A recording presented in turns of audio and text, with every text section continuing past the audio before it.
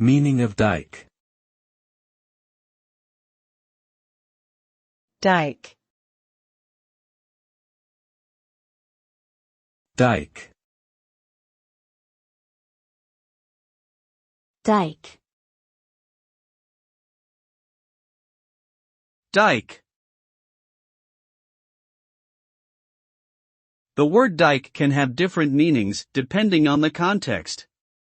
It can refer to a long wall or embankment built to prevent flooding from rivers or sea.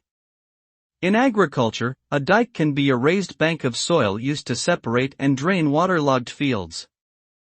In a slang context, dike can also be used as a derogatory term for a lesbian woman. Overall, dike usually refers to a structure that prevents, redirects, or controls the flow of water. However, its usage in certain contexts can carry negative connotations.